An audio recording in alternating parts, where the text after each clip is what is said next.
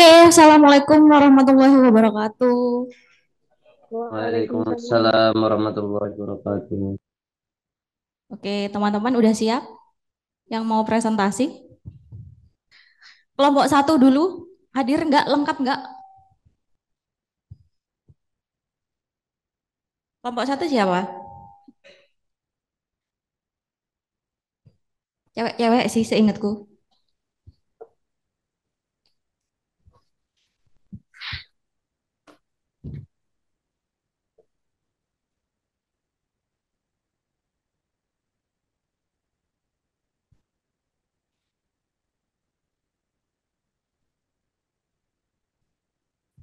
Ata sama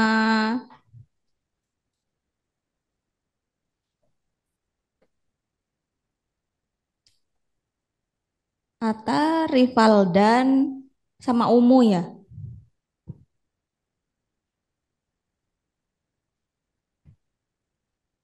Bukan.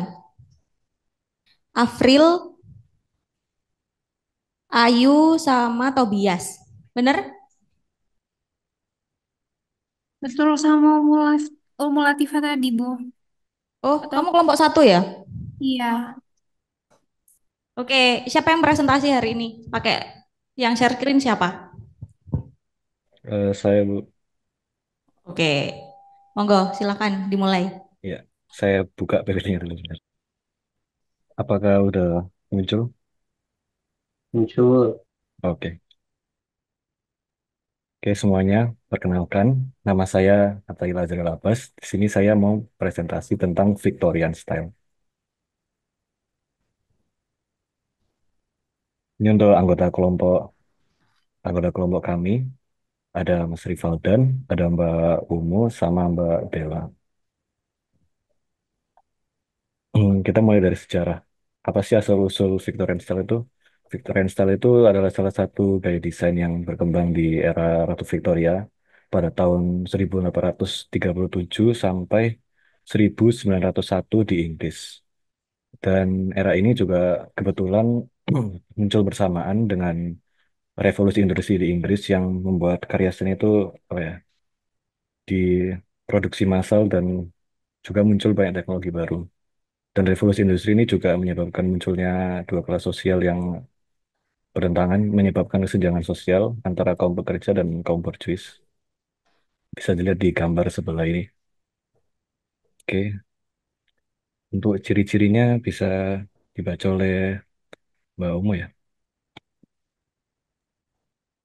Untuk ciri-cirinya, yang pertama menggunakan warna gelap seperti hitam dan coklat. Kedua, menggunakan ornamen dan hiasan yang rumit dan terperinci. Tiga, menggunakan motif-motif seperti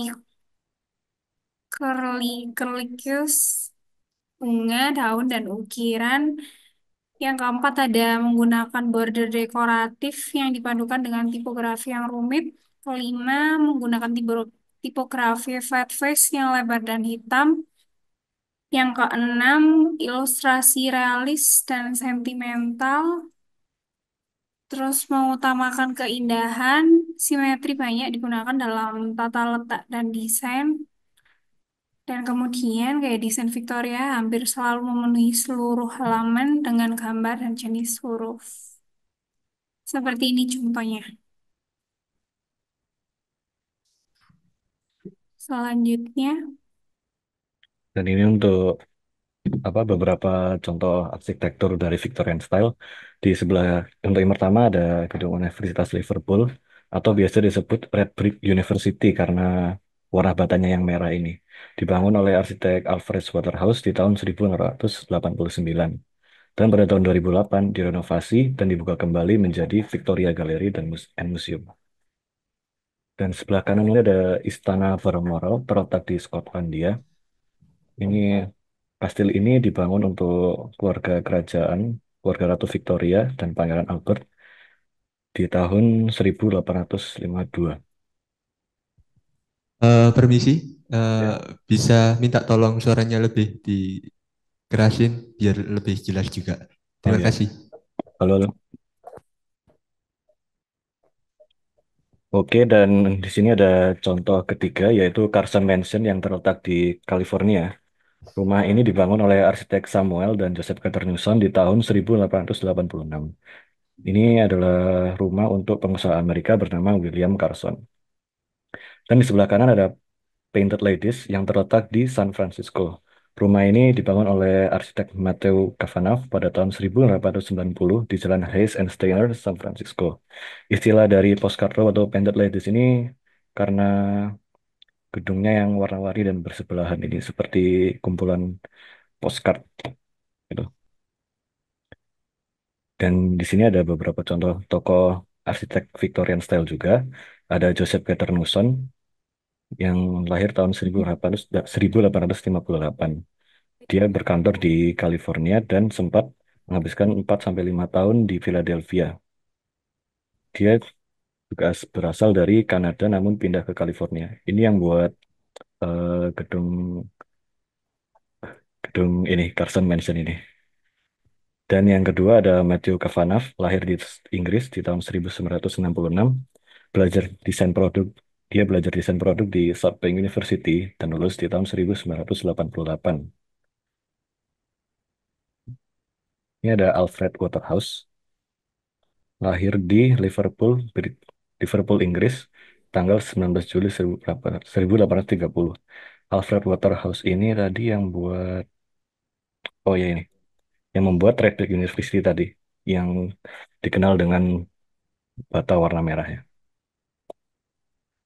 Untuk gaya desain Victorian style bisa dijelaskan oleh Mas Rivalden.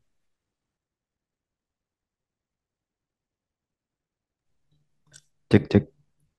Kedengeran nggak suaranya? Iya dengar. Baik, terima kasih atas waktunya Mas Ataila. Oke, jadi untuk gaya desain Victorian style gitu. Gaya desain Victorian style di sini ada satu contoh dari desain pada tahun 1843 yaitu greeting card atau ucapan selamat. Lebih tepatnya untuk ucapan selamat Natal ya. Pada musim Natal tahun 1843 itu Direktur V&A Museum Henry Cole memiliki ide untuk membuat kartu bergambar dan mencetaknya untuk menyederhanakan proses. Lalu kartu ini didesain oleh John Callcott Horsley. Nah, dia ini adalah seorang pelukis Inggris kelahiran London. Dia belajar melukis di Sekolah Akademi Kerajaan atau Royal Academy. Di antara lukisannya yang terkenal adalah Malvolio, La Alghero, and Penseroso, Penseroso dilukis untuk Pangeran Albert. Ashley juga mendesain kartu Natal ini menjadi kartu Natal pertama ya dalam sejarah dan menginspirasi untuk kartu Natal selanjutnya. Namun kartu Natal ini dia mengandung banyak kontroversi. Terutama kalau bisa kita lihat di sini ada dia menampilkan sosok anak kecil yang sedang minum anggur.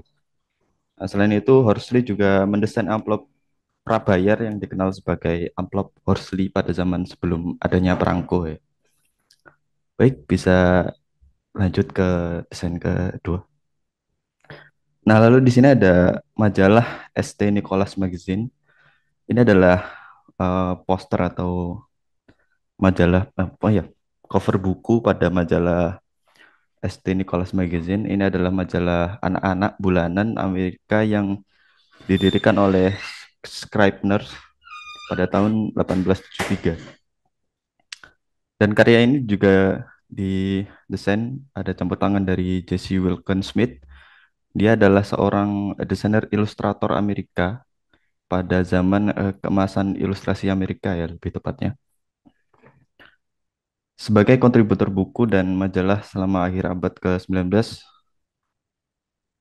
oke, dan awal abad ke-20, Smith mengilustrasi cerita, artikel, dan sampul untuk banyak iklan ya, banyak klien. Salah satunya adalah Scribners ini yang menerbitkan majalah ini. Dia juga memiliki hubungan berkelanjutan dengan God Housekeeping gitu.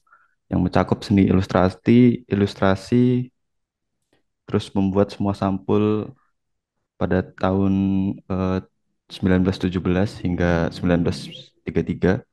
Ada lebih dari 60 buku yang diilustrasikan Smith. Baik, lanjut ke desain selanjutnya. Nah, ini sebenarnya desain ini lebih desain yang diciptakan pada masa kini. Ini adalah desain poster untuk sebuah video game pada tahun 2017 karena video game ini menggunakan latar belakang tahun 1868 tentang pemberontakan masyarakat kelas bawah melawan kaum elit yang menindas untuk membenamkan pada para gamers untuk masuk ke dalam tema ketidaksetaraan kelas. Mereka membuat poster Victorian style gitu ya, menggambarkan sisi lain dari ketidakadilan dan eksploitasi kelas yang merajalela pada sektor industri gitu. Nah, desain ini juga dibuat oleh Dandat atau DNID gitu, Design and Art Direction. Ini adalah sebuah organisasi yang berbasis di London, didirikan pada tahun 1962 oleh sekelompok desainer dan direktur seni yang terkemuka di Inggris. Termasuk di sana ada David Bailey, Terence Donovan, terus ada Alan Fletcher. Organisasi ini bertujuan untuk mempromosikan kreativitas, inovasi, dan keunggulan dalam bidang desain dan periklanan. Dan ini juga terkenal dengan DNAD Awards yang dianggap sebagai salah satu penghargaan paling bergengsi di industri desain dan periklanan. Baik, mungkin itu aja untuk eh, desain atau gaya desain dari Victorian Style. Mungkin kalau ada teman-teman ada pertanyaan atau masukan bisa didiskusikan. Terima kasih. Oke, gimana teman-teman? Ada yang mau ditanyakan nggak? Paham?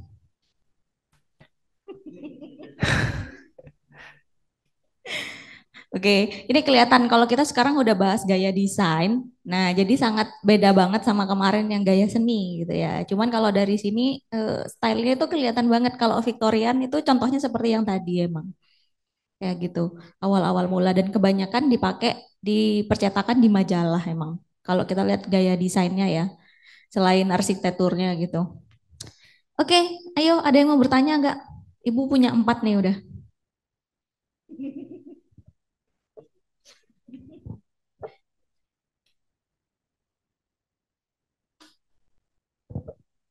Teman-teman yang online mungkin nggak apa-apa loh kalau mau nanya juga. Saya mau nanya terkait soal Victorian style. Di sini tadi kan dijelasin ini kayak desainnya itu kayak di era yang masih zamannya apa ya di kerajaan Inggris yang lama gitu. Tapi kira-kira di tahun ini itu apakah ada apa ya kayak contoh desain yang relevan di masa kini? Karena kalau ngomongin desain berarti kan harus ada fungsinya gitu loh. Kalau misalkan Victorian style sendiri kira-kira kayak gimana?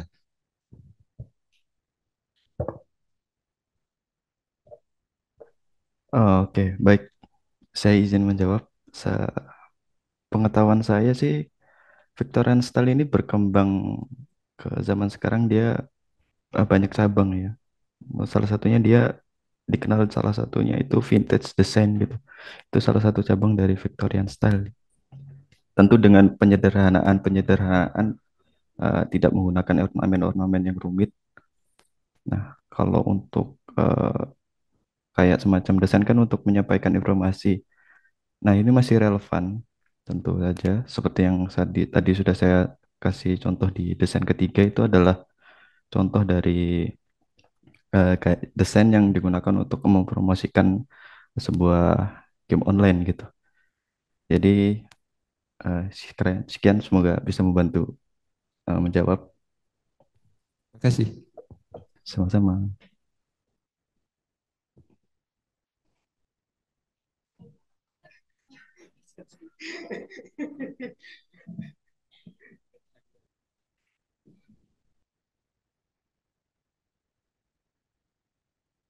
Boleh teman-teman yang online mungkin?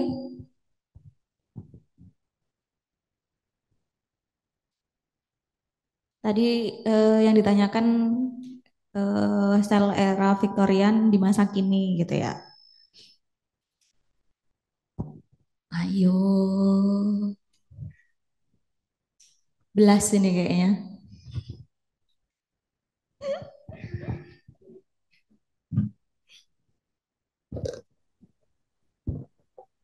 Permisi, mau lihat PPT yang halaman awal tadi bisa nggak ya? Yang pengertiannya Victorian style.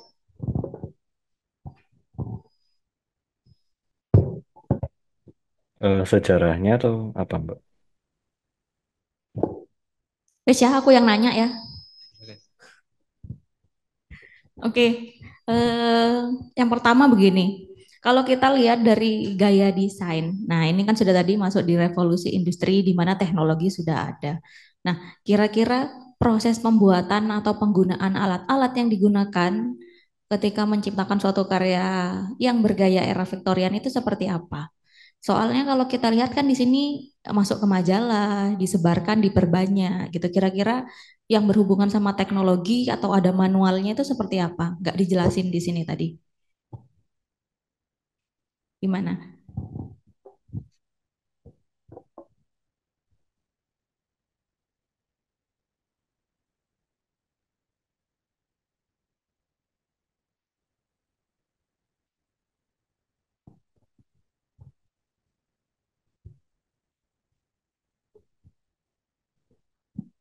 Eh, baik, izin menjawab sedikit. Untuk proses tadi pertanyaan gimana Bu? Lupa dah. Lupa saya.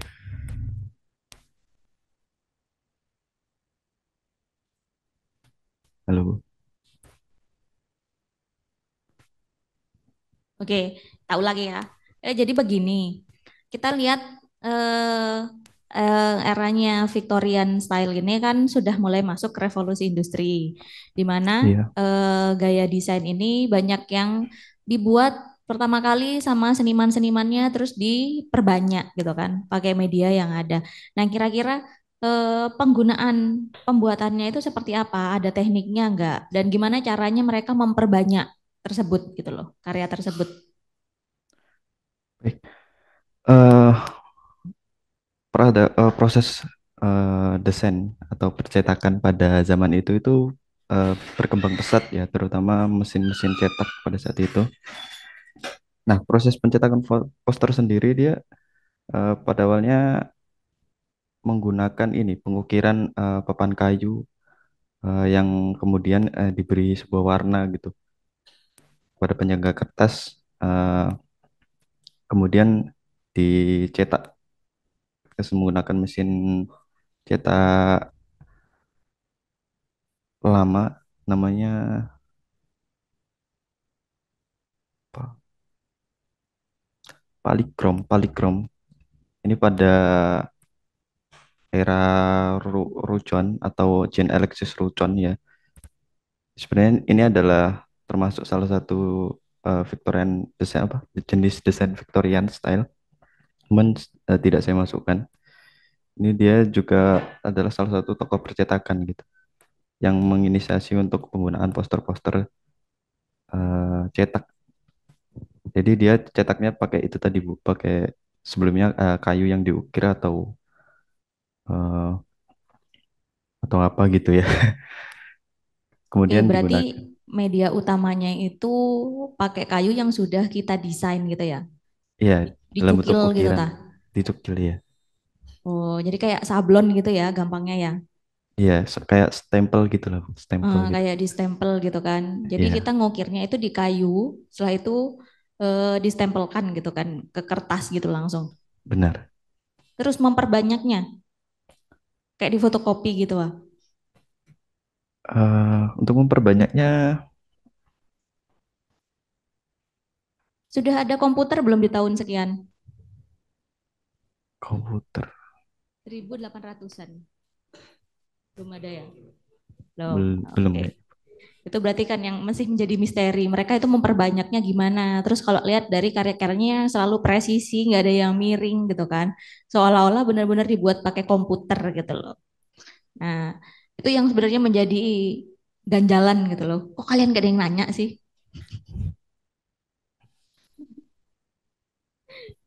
Oke. Ada yang sudah terinspirasi buat nanya? Boleh aja nanya. Oh, monggo.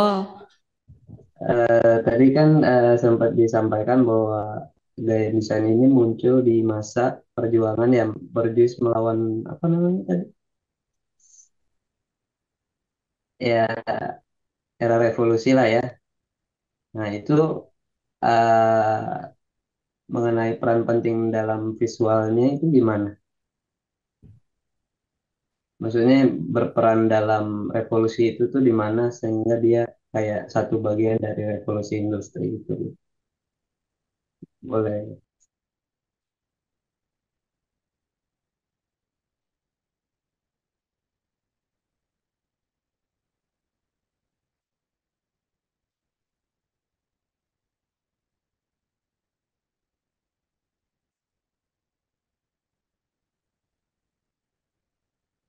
Browsing sih. Nah, ini sebenarnya pertanyaan yang cukup sulit karena saya sendiri pun tidak tahu ya jawabannya apa. Eh, Temannya yang lain bantu jawab gitu loh. Bisa rival Danto dari tadi. boleh bisa dibantu teman-teman yang mungkin tahu ya. Tadi Mas Faik boleh diulang pertanyaannya nggak? Boleh.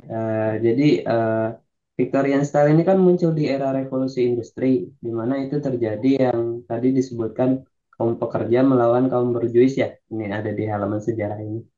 Nah itu relevansinya itu hubungannya itu apa gitu, sehingga Victorian style ini eh, merupakan bagian dari revolusi industri. Kalau menurut saya hubungannya sama revolusi industri itu ya karena apa ya? Eh, Munculnya produksi massal gitu sama teknologi baru, munculnya kayak print gitu, cara ngeprint yang lebih cepat daripada cuma ngukir apa ya, ngukir kayu dari awal begitu. Sebenarnya cuma itu sih relevansinya, nggak ada hubungan apa ya. Kalau hubungan revolusinya sama Victorianya itu nggak, cuma munculnya teknologi sama produksi massalnya itu, begitu sih. Semoga bisa menjawab.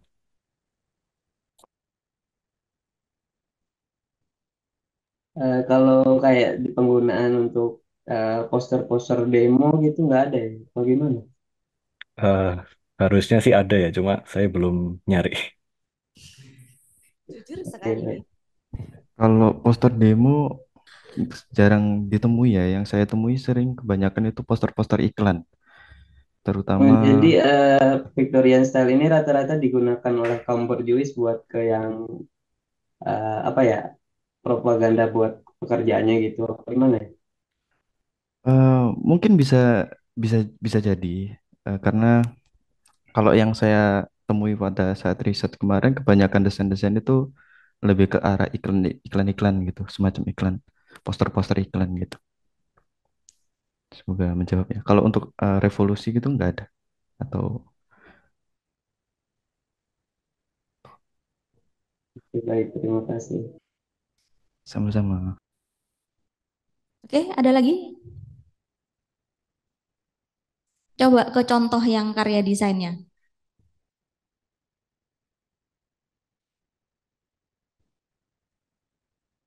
lagi. Nah, yang ini Miss. Oke, di sini lagi yang bikin ganjel itu kalau kita ngomongin eranya Victoria gitu ya. Mereka kan gayanya disebut karena berdasarkan ratu pertamanya Inggris tuh. Nah, yang mempelopori pertama kali akhirnya muncul style seperti ini tuh dari apanya gitu loh. Atau ada kiblatnya kayak mungkin sebelumnya di tahun sebelumnya itu ngikut stylenya siapa atau mungkin yang lagi populer apa kenapa akhirnya dia bisa muncul gaya-gaya Victorian style ini. Jadi kalau dari sejarah kan kita cuma dijelaskan eranya itu dari masa pemerintahannya si Ratu Victoria sendiri. Nah, sedangkan kalau kita lihat kiblat, kiblat dasarnya gitu ya, dasarnya si desain ini dia lihat kemana dulu nih gitu loh. Kalau dari contoh-contoh yang sudah pernah kita pelajari sebelumnya kan pasti ada bawaan gitu, ada bawaan dari era ini seperti itu. Nah, yang ini kira-kira kemana dulu nih dia melihatnya? Kok akhirnya muncul gaya desain yang seperti ini gitu?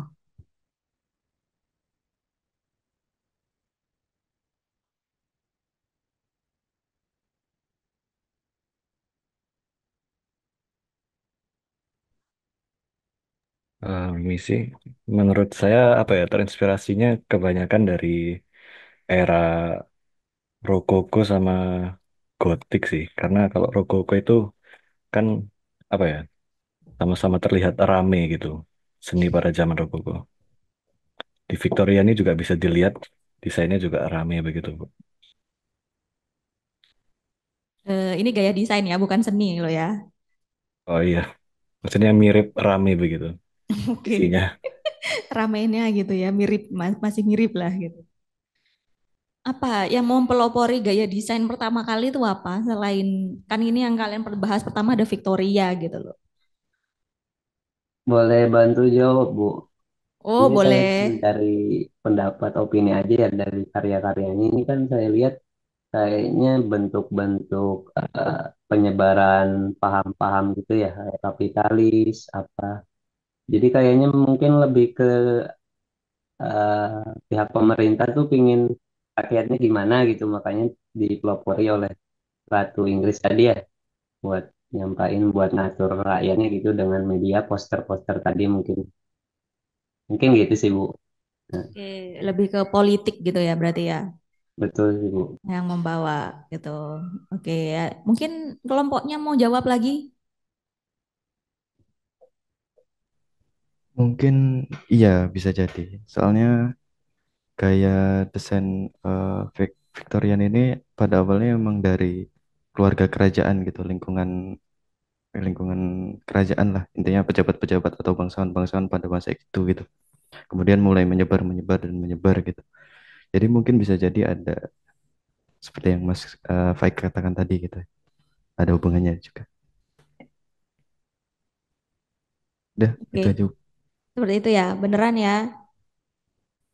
Jadi sebenarnya yang banyak ditonjolkan kalau dari era Victorian itu awal mulanya dari kebudayaan teman-teman. Karena budaya kerajaan gitu ya saat itu. Lalu juga masuk ke mode busana. Terus karena dia berhubungan sama politik, propaganda, perang dan sebagainya, akhirnya muncullah kayak poster-poster yang mengajak atau membawa orang itu yang persuasif sifatnya gitu loh. Itu awal mulanya. Jadi karya-karyanya makanya cenderung seperti itu. Yang menonjolkan tokoh-tokoh tertentu gitu ya. Atau orang-orang penting tertentu juga seperti itu. Oke, terima kasih kelompok satu. Kalian luar biasa. Beri tepuk tangan dulu. Terima kasih, terima kasih. Arigato. Oke, silakan diakhiri teman-teman.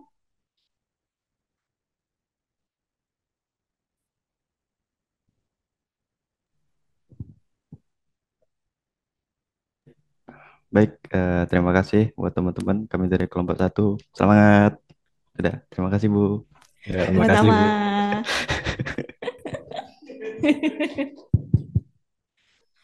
Oke, ayo kelompok dua persiapan. Ada jargonnya enggak? Assalamualaikum warahmatullahi wabarakatuh. Selamat malam teman-teman semuanya yang online dan offline. Oke, gimana kabarnya? Sehat semuanya? Alhamdulillah. Sehat ya. Oke. Sebelumnya saya ucapkan terima kasih pada Bu Leli atas kesempatannya kepada kita untuk presentasi pada malam hari ini. Dan terima kasih pula kepada teman-teman yang sudah hadir pada malam hari ini. Oke, sebelum kita memasuki presentasi, kita perkenalkan anggota kita. Nah, di sini ada saya pribadi, nama saya Ahmad Saboyan dengan NIM 24 20 31 078. Oke. Kok Ya, kemudian tolong moderator ya. Sebentar. Oke, kemudian di sebelah saya ada moderator, di sini ada Mas. Oh ya, silakan. Perkenalkan, nama saya Chandra dengan NIM 2420310212.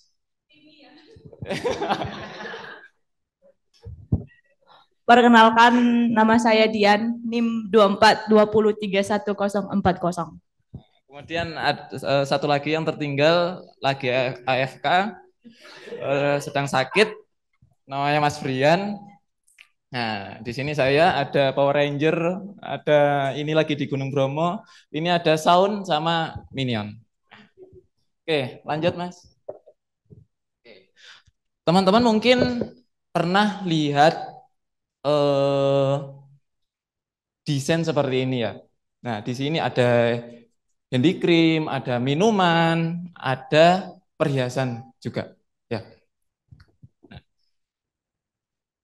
Udah pernah lihat kan? Nah, jadi di zaman sekarang masih terpakai. Nah, jadi ini contoh Art Nouveau. Art Nouveau. Ya, jadi kalau Mas Yogi nanti mau tanya apakah ada di zaman sekarang, udah ada, udah saya jawab. Ya, jadi jangan tanya nanti ya. Oke, lanjut. Nah, kali ini saya akan membahas tentang sejarah Art Nouveau. Nah, Art Nouveau itu yang secara harfiah artinya seni baru. Nah, adalah gerakan yang mana merupakan, sebentar ya, saya nggak hafal. Maaf. Gerakan seni dekoratif dan arsitektur yang muncul pada akhir abad ke-19 dan awal abad ke-20, sekitar tahun 1890 sampai 1910.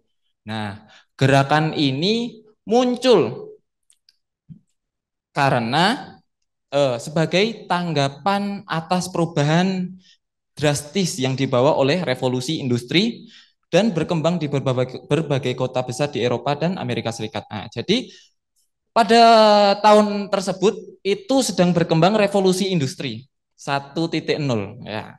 Nah, di zaman itu terciptanya mesin uap yang mana apa tuh namanya? Yang mana yang sebelumnya teknologi itu masih dikendalikan, masih menggunakan tenaga manusia, masih menggunakan tenaga hewan, berkembanglah karena adanya mesin uap itu teknologi dikendalikan dengan mesin, ya walaupun masih dengan uap. Kemudian, sebentar.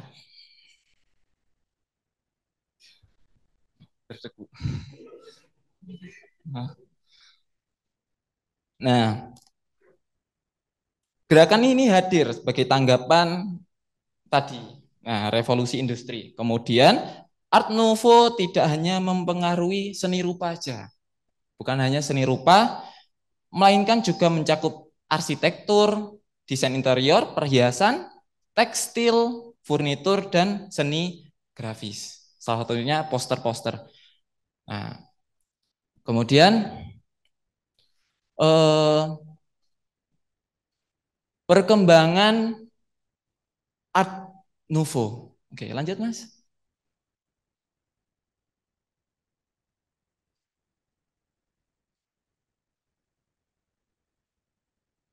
Nah, salah satunya tadi di slide sebelumnya, di slide 5 itu Art Nouveau sangat berkembang di Perancis. Nah, di Perancis itu Art Nouveau pertama kali dikenal luas melalui karya seniman dan desainer yang namanya Hector Guimard yang mendesain pintu masuk stasiun Metro Paris. Nah, seperti ini contohnya. Kelihatan? Kelihatan ya? Oke. Dengan gaya khas Art Nouveau. Oke, sebelumnya tujuan Art Nouveau itu apa sih? Tujuannya adanya gerakan Art Nouveau itu apa sih? Tujuan utamanya adalah, bentar. menciptakan hubungan harmonis antara seni dan kehidupan sehari-hari dan memadukan bentuk-bentuk alam ke dalam estetika desain modern. Nah, jadi Art Nouveau kan tadi kan karena revolusi industri tadi seni itu mulai tersisihkan karena nilai seni itu mulai tersisihkan. Jadi karena ada produksi massal seperti tadi itu mulai tersisihkan, akhirnya jadilah gerakan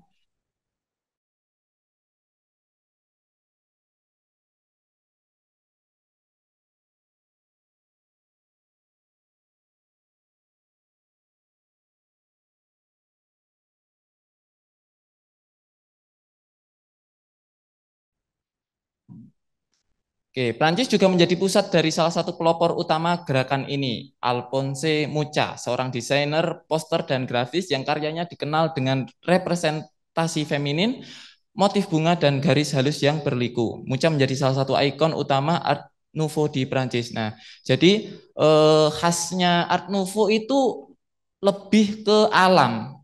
Jadi kayak contoh bunga, kayak pohon. Nah, ini salah satu contohnya ya. Nah, bisa kita lihat di sini. Nah, ini contohnya. Nah, oke. Pernah ke sini teman-teman? Oh, pernah, Mas? Pernah, Bu? Nah, jadi kalau teman-teman mau ke sini itu kalau dari bandara itu sekitar 45 menitan lah. Dari bandara sana. Iya, sekitar 45 menit. Atau kalau dari Menara Eiffel, kalian tahu Menara Eiffel kan? Nah, itu kalian itu belok kanan ke utara. Nah, itu kalian ngelewatin jembatan, terus ngiri dikit. Nanti kalian ngelewatin Arc de Triomphe itu kan yang kemarin kita udah pelajari, itu lurus 2 kilometer dikit aja. Nah, itu udah ketemu ini. Nah, saya lihat di Google Maps sih tadi. Oke, kemudian lanjut Mas. Nah, kemudian di Belgia, Art Nouveau juga berkembang di Belgia, terutama di Brussels. Merupakan pusat penting lainnya bagi perkembangan Art Nouveau. Arsitek Victor Horta menjadi pelopor di Belgia. Ya. Nah, tokoh utama dalam gerakan ini. Jadi Victor Horta salah satu pelopor Art Nouveau di Belgia. Nah, karya Horta seperti Hotel Tassel. Nah, ini contohnya. Ya, kelihatan kan? Oke, teman-teman, di mana? Art Nouveau-nya itu yang bagian mana sih? Oke, bagus Mas Yogi, bagian pagar. Nah, oke, lanjut. Nah, di sini di Spanyol memiliki variasi Art Nouveau yang dikenal sebagai modernisme. Nah, ini di Barcelona menjadi pusat gerakan ini dengan Antoni Gaudí sebagai tokoh utamanya. Jadi Antoni Gaudí itu pelopor Art Nouveau di Spanyol. Nah, karyanya ini Casa Batlló yang mungkin sekarang pemiliknya yang punya permen Cupacup. Nah, ini pemiliknya ini. Ya, ini apartemen.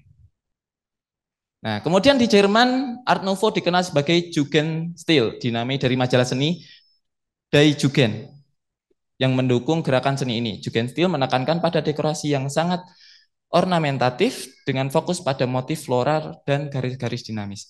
Oke, teman-teman, dan itu tadi. Nah, terus lanjut. Oke.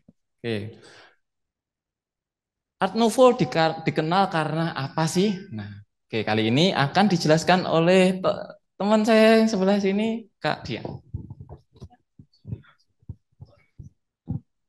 Baik, teman-teman, saya jelaskan. Art Nouveau dikenal karena pertama meruntuhkan hierarki antar seni. Arti hierarki antar seni ini adalah sistem pemeringkatan genre seni berdasarkan nilai budaya dan kreatif. Kedua, menggabungkan seni dan arsitektur tradisional dengan teknologi modern. Ketiga, menciptakan gaya yang unik dan orisinal. Merupakan peralihan penting antara gaya-gaya kebangkitan historis abad ke-19 dan modernisme. Selanjutnya, menginspirasi desain ruang-ruang biasa dan benda-benda domestik. Merupakan gaya seni total yang merangkul berbagai bidang seperti arsitektur, seni grafis, desain interior, dan desain dekoratif. Terus seterusnya menciptakan efek artistik yang indah dengan teknik dekoratif seperti ukiran, mozaik, dan vitrage. Terakhir, menggunakan warna-warna cerah dan kontras, khususnya warna-warna primer seperti merah, biru, dan kuning. Dan inilah salah satu karya yang dikenal di Art Nouveau, yaitu Galeri Lafayette, sebuah department store mewah menawarkan kemegahan pusat retail dalam setiap sentuhan arsitekturnya. Atap kubahnya berbentuk melengkung dan dramatis. Seperti begitu. Selanjutnya adalah karya terkenal untuk Art Nouveau. Jadi yang pertama adalah karya The Kiss, lukisan dari Gustav Klimt dari Australia. Sebelum saya jelaskan, mungkin teman-teman bisa lihat di sini tadi, seperti Mas Ahmad bilang, kira-kira ciri-ciri dari Art Nouveau itu apa tadi? Bisa dilihat dari lukisan tersebut. Di bagian mananya, Mas? Oh, bawah ya, benar sekali. Ya, ini adalah lukisan yang dilukis antara tahun 1907 sampai 1908. Ini menggambarkan sepasang kekasih yang sedang bercinta. Lukisan ini dianggap sebagai salah satu karya terbaik dari Pak Klim. Begitu. Mungkin next.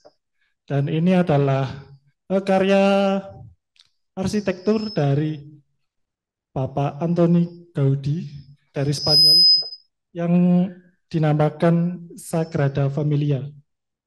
Bisa dilihat dari luar dan interiornya pada gambar tersebut. Itu terdapat kayak apa, nuansa-nuansa Art Nouveau yang floral.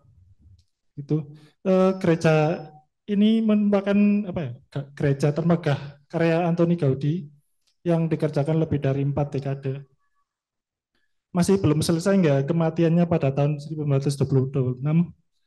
Terus pengembangannya terus dilanjutkan berdasarkan rancangan yang dijadwalkan selesai pada tahun 2006. Dan ini masuk UNESCO pada tahun 1984. Next. Kemudian ada karya terkenal lagi dari Bapak Alfonsi Munca. Ini adalah poster yang dibuat oleh Alfonso Munca berjudul Gismonda. Mungkin dari sini teman-teman bisa lihat nggak kesan Art Nouveau-nya pada mana? Ya betul, pada motif baju itu ada, kalau bisa di sini. Kalau kita lihat pada baju mbaknya sendiri, mbak pada poster itu ada apa namanya, floral bunga-bunga. Nah seperti ini.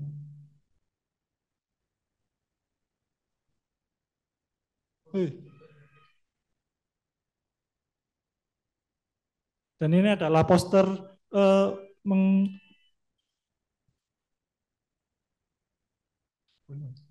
poster apa ditujukan untuk iklan teater de la Renaissance seperti itu. Mungkin bisa di zoom out, Mbak.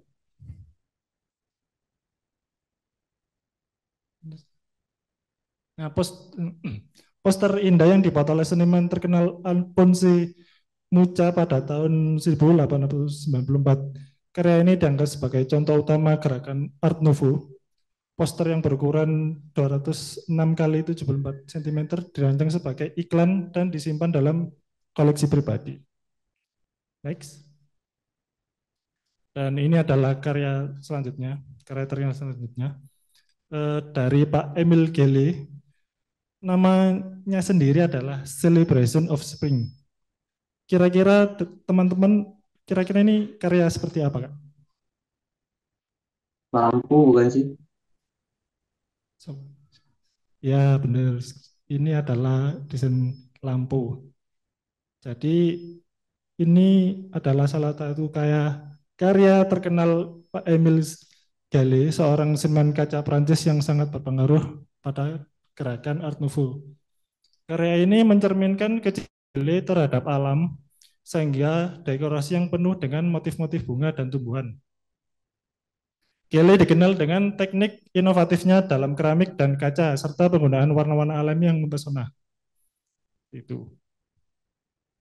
Selanjutnya, ini adalah tokoh-tokoh berpengaruh, yaitu ada Bapak Munca tadi, terus kemudian Charles Renier Mackintosh, kemudian ada Pak Hendrik van de Velde, ada Anthony Gaudi juga. Mungkin next. Kemudian tokoh-tokoh berpengaruh lagi yaitu Felix Braquemont, kemudian Eugene Grasset, kemudian ada Aubrey Bradley dan Joseph Ripalronai. Seperti itu. Dan selanjutnya akan dilanjutkan oleh Mbak Dian. Terima kasih. Baik teman-teman, saya lanjutkan ciri-ciri dari Art Nouveau. Ciri-ciri Art Nouveau yaitu memiliki garis organik yang panjang dan berliku-liku. Selanjutnya terinspirasi oleh alam yang memiliki bentuk pahatan, garis melengkung. 3. Dekorasi rumit didesain di dalam dan luar bangunan dengan menggunakan dekorasi mozaik yang rumit, kaca patri, serta besi tempa. Selanjutnya, motif alam. Memiliki elemen alam seperti bunga, daun, tanaman merambat, serangga, dan hewan lainnya. Selanjutnya, penggambaran hewan mitos sering menggambarkan hewan dan makhluk mitos yang melambangkan kebajikan tertentu. Seterusnya, bentuk geometris dan pemakaian warna yang meriah. Terakhir, fasad pahatan sering dihiasi dengan pahatan dan terkadang tidak memiliki permukaan datar. Pergerakan Art Nouveau ini memberikan pengaruh besar terhadap dunia desain grafis pada masanya. Dengan menggabungkan elemen-elemen dekoratif, ornamen, dan tipografi yang elegan. Art Nouveau memberikan suatu pendekatan baru dalam desain grafis yang memperlihatkan keindahan dan keagungan yang dipadukan dengan gaya modern. Menginspirasi desainer dan seniman modern, mulai dari arsitektur dan desain interior hingga perhiasan, mode, dan desain grafis. Dalam dunia desain grafis, gaya ini terus mempengaruhi karya-karya desain hingga saat ini.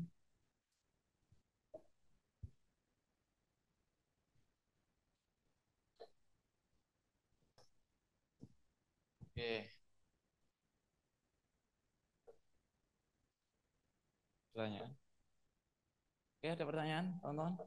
Ini ada kuis katanya, Mas Chandra. Oh, sebelum kuis ada pertanyaan? Oke. Atau kuis dulu? Kuis dulu. Oke. Oke, kuis dulu. Oke, silakan, Mbak Dian. Aku nggak apa-apa, wis. Oke. Rulesnya seperti yang sebelum-sebelumnya. Oh ya, rulesnya seperti sebelum-sebelumnya ya. Oke.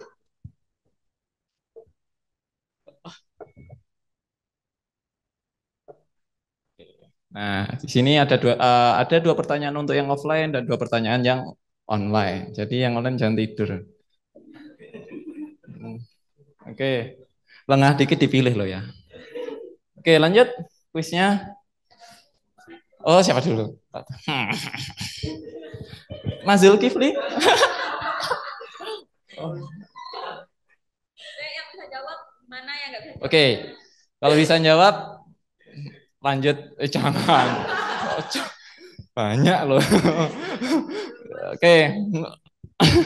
Oke, kalau bisa jawab saya kasih kata terima kasih. Kalau nggak bisa nyanyi nggak sih? Nyanyi nggak sih, Mas? Oke, nyanyi. Ya. Oke.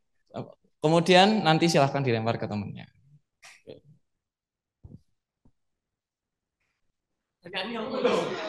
Oh iya. Oke. Nama lain dari Art Nouveau. 2.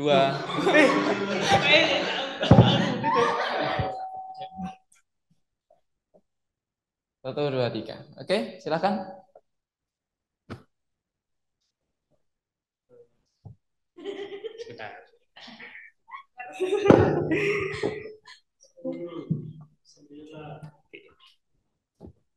Mungkin nama lain dari Art Nouveau itu Jugendstil atau Secession Style. Mau, keren. Oke, sip. Oke. Terus lanjut. Mau dilempar ke siapa? Aku sebetulnya mau lempar ke online. Cuman Oke, yang on. kayak gak kelihatan ya. Mungkin bisa dibantu. Yang mana? Oh, mungkin Mas Faik. Pak. Mas Faik. Faik Nasrul Ibad. Oke. Ya, yang mana pertanyaan yang tadi? Nama lain. Halo? Siapakah nama beliau?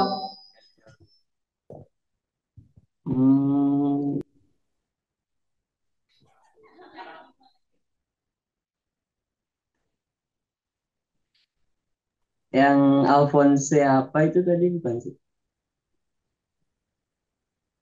Halo? Kedengaran Siapa? suaranya?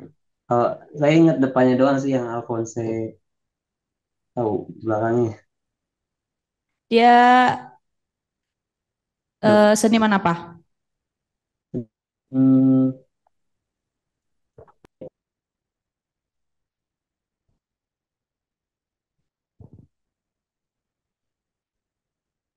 Yang barusan saya tanya, yang barusan saya jawab bukan yang apa tuh kayak lampu-lampu gitu. Kalau Alphonse benar, tapi setengah lah. Namanya tidak full. Oh, ya Namanya udah. tidak full. Ada yang kurang. Boleh. Oke, next. Untuk Mas Faik bisa dilempar kemana? Online atau offline? Offline mungkin. Pilih siapa Mas?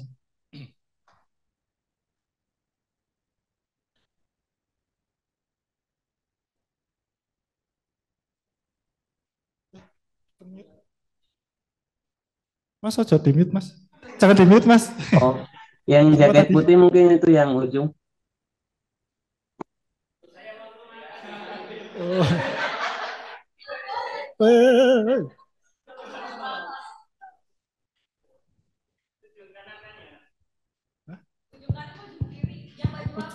Baju warna apa? Baju putih itu yang jaket putih ya itu ujung. Sampai putih.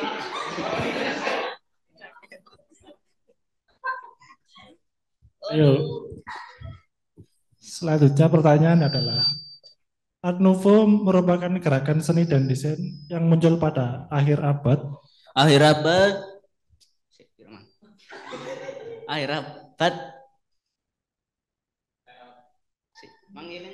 3, 2, 1 hangus. akhir abad 18. Oh.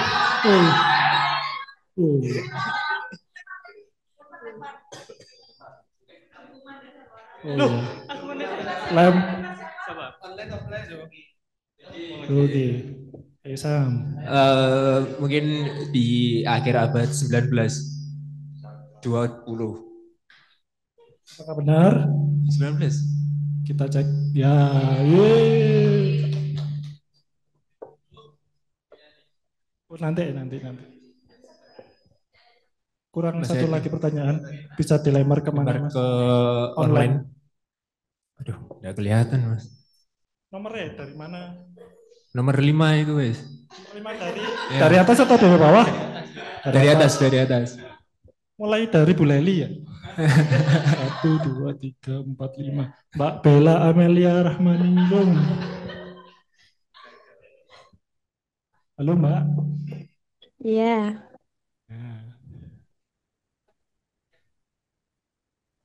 Oke Mbak. Ya. Malu Mas.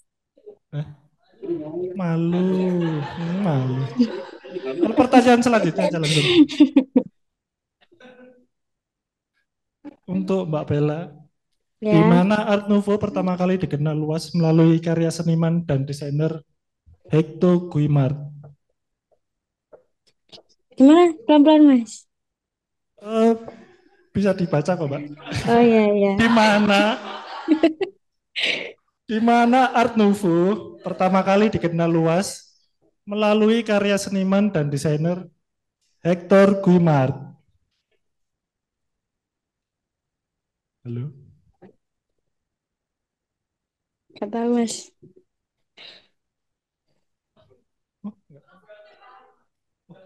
nggak tahu Mbak ya? Gak tahu. Kalau nggak tahu, share screen Mbak. Gak mau. Malu. Oh, lempar dulu aja. Lempar Mbak. Tunjuk salah satu online atau offline nggak apa-apa. Terserah Masnya aja. Lo yang online aja Mbak. Cuman pilih Mbak. Siapa ya?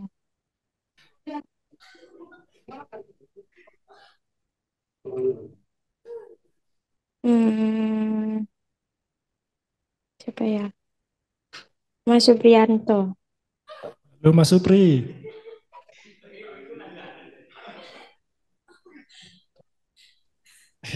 Ya Mas. Kira-kira tadi pertanyaannya tahu jawabannya nggak? Nebak aja ya Mas ya. Oh, nggak, kurang. Paris. Pertanyaan benar.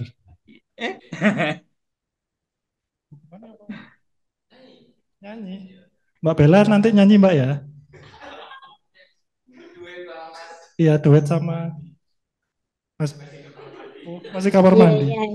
Iya, iya, terserah. Oh ya. Suaranya nggak enak, nggak apa-apa ya, Mas. Oh. Katanya mau nyanyi Avenged Mbak ya?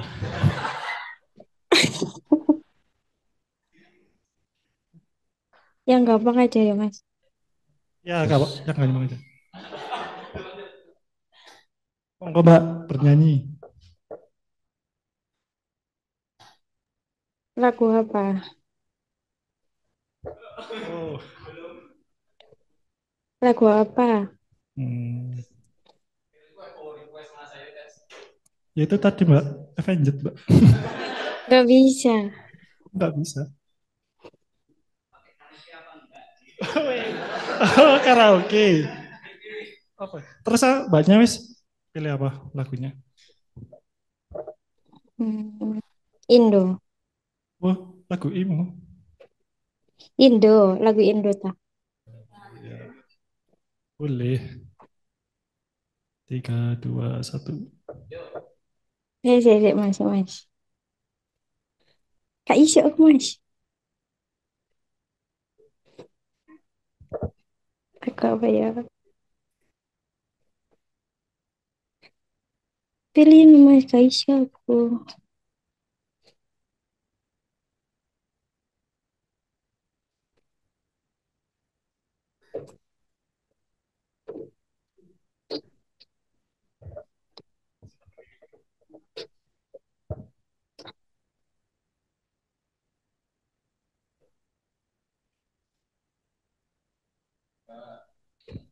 Halo.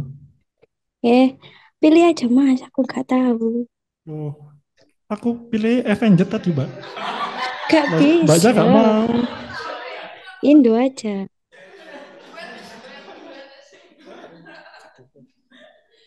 Terserah wis. Lagu-lagu populer juga apa-apa. Bernadia atau Malini. Malini. Atau Eminem Mbak mau nge-rap.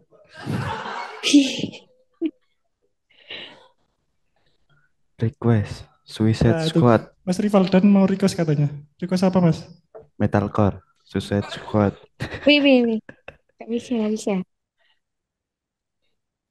Balonku aja, balonku. Request Mbak.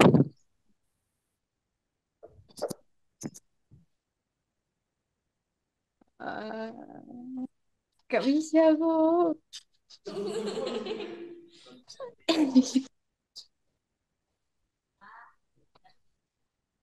Oh ya. Kata Leli, hukumannya diganti Pancasila tapi kebalik dari 5 ke 1. Pancasila. Iya. Masa nggak tahu, Mbak? Iya tahu.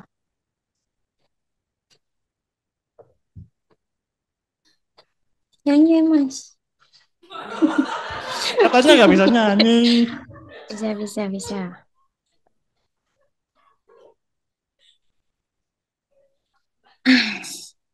Apa ya? Lama ya, Mas. Itu tadi, Mbak, kalau nggak mau nyanyi Pancasila tadi, Mbak. Sila-sila Pancasila. Pancasila tapi kebalik dari 5 ke 1.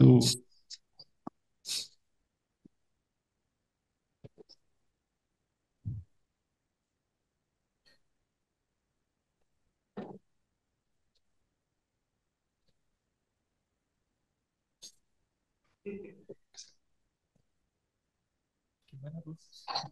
Mas. Oh iya, sambil nunggu mungkin Mas.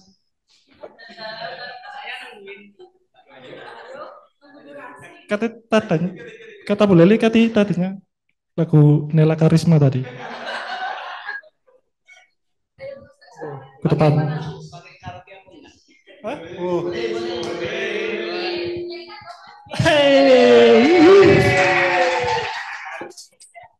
Ini apa namanya? Suaranya bisa diketin, agak dikecilin, bisa Bang? Enggak, ya agak dijauhin aja.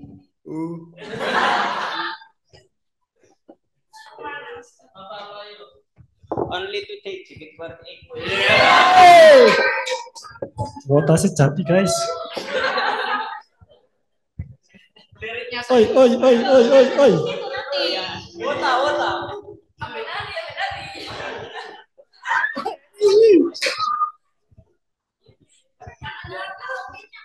Karaoke. 49 berarti. Sony. Yang sama ini.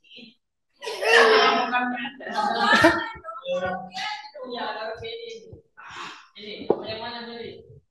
Yang ini. Yang itu.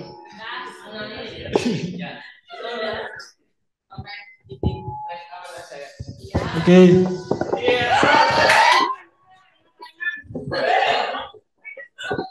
Ayo yang lain juga angkat tangan.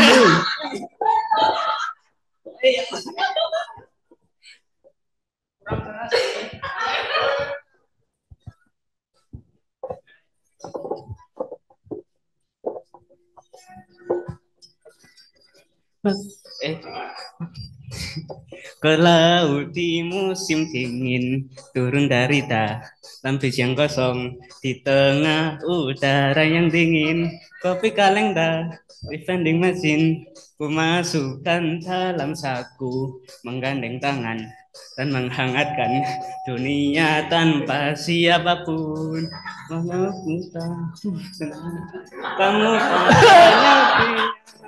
maafkan aku telah mengajak kamu ke sini. Kamu cukup menemani saja di saat orang tertekan. Tanpa berubah, ku terakhir kalinya ikutilah cintaku yang konyol ini. Terbenam nanti. Ayah, sudah. Itu aja. Terima kasih. Sangat. Mantap.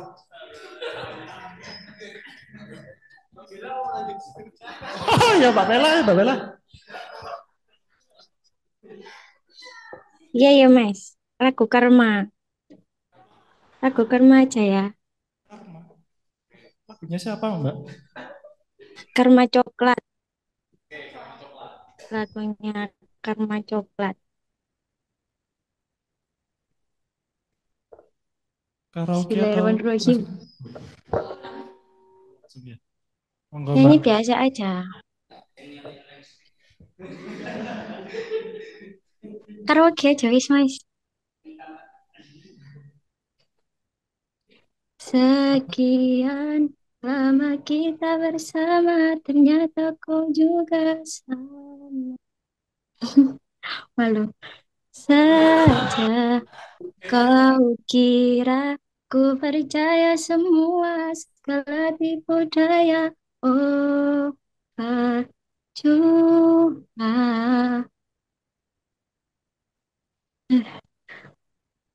Kau buat sempurna. Aku lupa. Selamat tinggal sayang. Bila umurku panjang, kelak ku kan datang untuk buktikan. Satu balaskan kau jelang. Jangan menangis sayang. Ku ingin kau rasakan pahitnya terbuang sia-sia. Memang kau pantas dapatkan. Sudah. Yeay. Terima kasih Mbak Bella. Mungkin Sama-sama, itu Mas. saja atau oh ya, pertanyaan dari teman-teman. Monggo, ada pertanyaan offline mau online.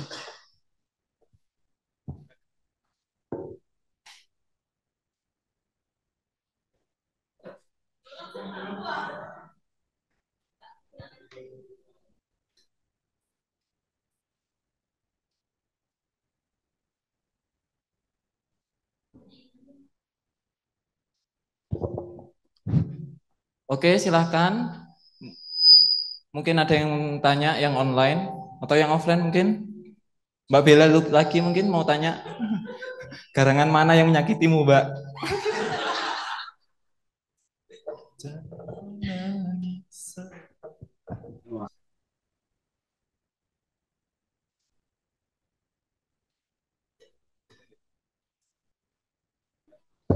Mas Yogi, ayo saya nunggu pertanyaan Anda.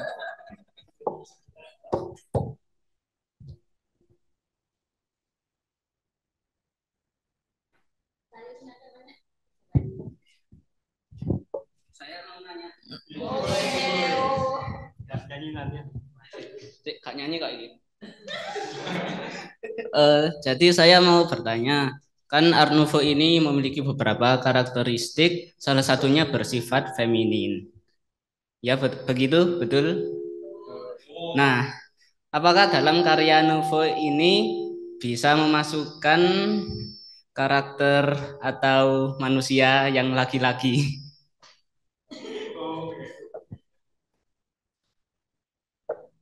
Bisa aja sih Mas. Enggak kan maksudnya itu tadi itu adakah contohnya? Contoh. Belum nyari sih Mas.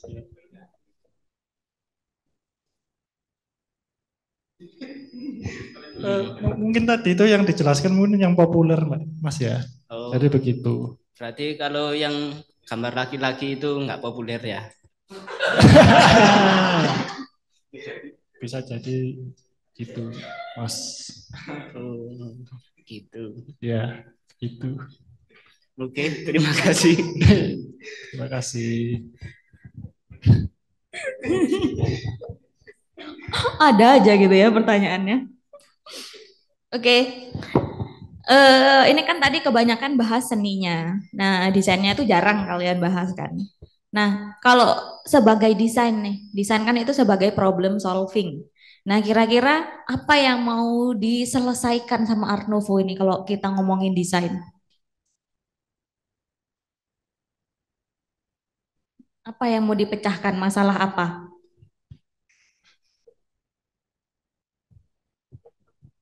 Mungkin menurut saya itu bukan hanya jadi Art Nouveau itu pengen memecahkan suatu barang itu bisa memiliki nilai seni, bukan hanya fungsi tapi ada seninya. Udah gitu doang. Jadi kalau dari desain cuman lebih ke fungsinya aja.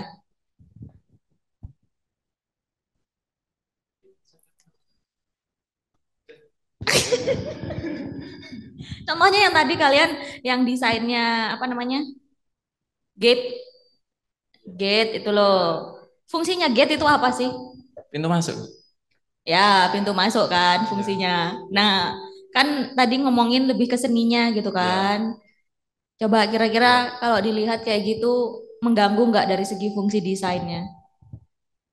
Menambah estetika keindahan Menambah estetika keindahannya dengan Art Nouveau. dengan gaya seninya, Gaya seninya. gitu kan. Gaya seninya yang mana, gaya desainnya yang mana? Gaya seninya yang ini, terus gaya desainnya yang itu. ini itu loh. Ya itu sih.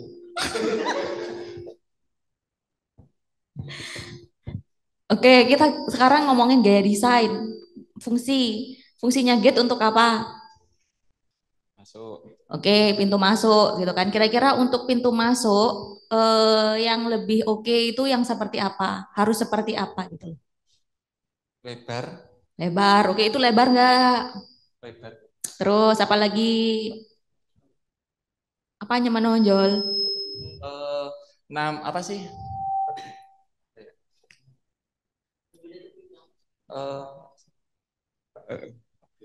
Sudut pandang. Ya, jadi orang tuh lihat, oh ini loh, apa? Ini loh gate gitu loh. Jadi nggak bingung gitu. Mudah ditemukan Iya, mudah gitu. ditemukan. Kan kita bahas fungsinya nih kalau desain gitu loh. Oh, iya. Gate seperti itu dia terbuka. Oke nggak kira-kira? Kalau hujan gimana? Karena ada penutup di atasnya aman kan? Oke, orang yang mau turun ataupun mau naik bingung nggak ketika melewati gate tersebut? Apa nih? Aku di mana nih gitu nggak sih? Enggak. Oke. Berarti fungsinya sesuai gitu loh. Jadi orang-orang mau masuk ke sana itu enggak terganggu sama desainnya gitu kan. Iya. Makanya di situ ditonjolkan seninya. Paham nggak maksudnya Ibu tadi? Paham. Oke, gitu ya berarti ya. Ada lagi? Lanjut. Oke. Ada lagi teman-teman? Bedanya? Oh, bedanya. Bedanya Art Nouveau. Ini kan tadi sekitar tahun 19-an juga kan. Nah, bedanya Art Nouveau sama di karya-karya yang ada di zaman pencerahan sama zaman modern apa?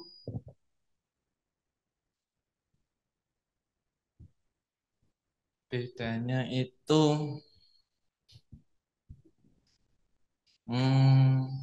yang pasti orang yang buat sih, Bu. Pasti orang yang buat itu beda. Kemudian mungkin kalau saya bilang caranya, saya juga nggak tahu caranya gimana ini bikinnya. Mbak Dian,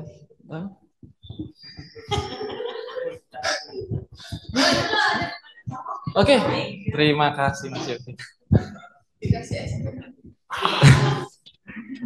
Tadi di sini disebutkan ada kayak ciri-ciri dari stylenya Art Nouveau, pembedanya sama desain, maksudnya kayak sama karya seni yang lain. Mungkin sebelum-sebelumnya emang sama-sama dekoratifnya ya. Tapi kalau di sini kita bisa lihat identiknya itu sama garis yang halus, terus ada lebih ke arah ada kayak apa ornamen dekor bunga-bunga gitu, itu yang jadi ciri khasnya mungkin, dan warnanya yang digunakan itu terang kayak gitu mungkin.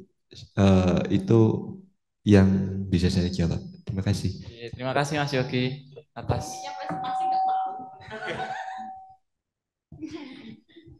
Oke, bener ya jawabannya. Nah, cuman di sini yang membedakan kalau gaya dekoratifnya itu lebih sederhana dari zaman yang ada di abad pencerahan sama di zaman modern kemarin. Jadi kalau yang sebelumnya kan agak ruwet gitu ya. Kalau kita lihat, nah di sini mulai sederhana, makanya objek-objek penggunaan bunga naturalistiknya itu sederhana banget gitu loh. Tapi tetap dekoratif fungsinya seperti itu.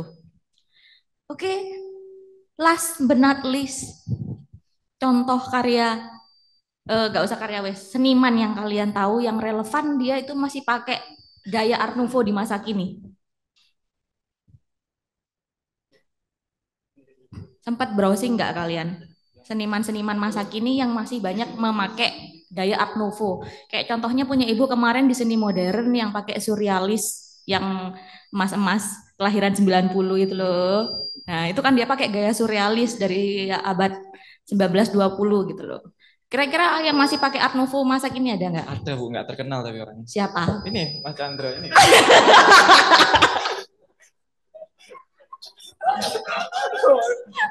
Oke.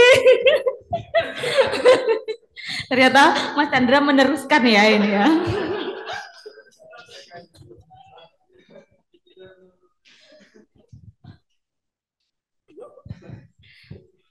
Ya, belum kepikiran ke itu sih. Jadi ini juga PR buat teman-teman yang lain ya. Jadi nanti kalau kalian menjelaskan gaya-gaya desain yang ada pada masa tersebut, coba cari relevan nggak sama masa kini, atau ada nggak yang masih diterapkan ke masa kini gitu ya. Soalnya Art Nouveau ini masih banyak loh dipakai ke masa kini teman-teman. Tapi di sana gitu ya, di luar Indonesia gitu. Mungkin di Indonesia ada, coba cari aja lagi gitu ya. Oke, that's it. Itu aja yang dari Ibu. Sudah cukup, silahkan diakhiri. Pantun.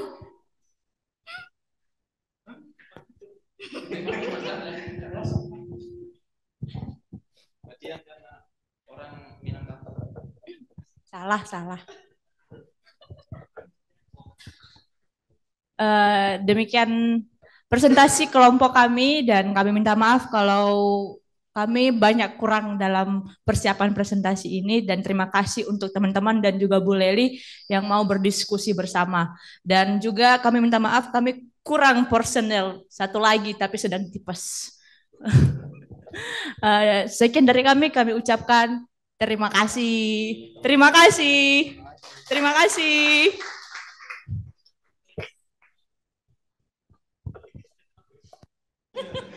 Ini grup lawak ya. Oke. Presentasi terakhir kelompok 3 teman-teman. Art Deco, kelompoknya Arham. Sudah siap? Tuh, bukan art and style tuh, Bu. Oh, Art and craft harusnya. Art and craft ya. Oh ya, sorry. Art and saya, Bu. craft. Kaget ya.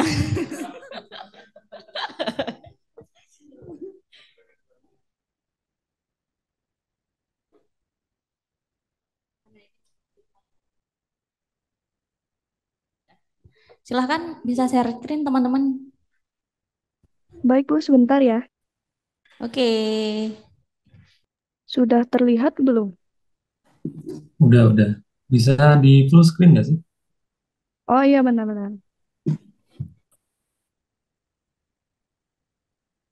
Nah oke. Ini emang gini ya? Duplicate slideshow.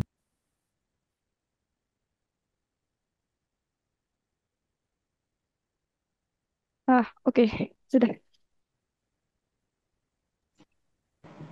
Oke, selamat malam semuanya. Tim kami akan mempresentasikan tentang periode art and craft atau art and craft movement. Oke, next.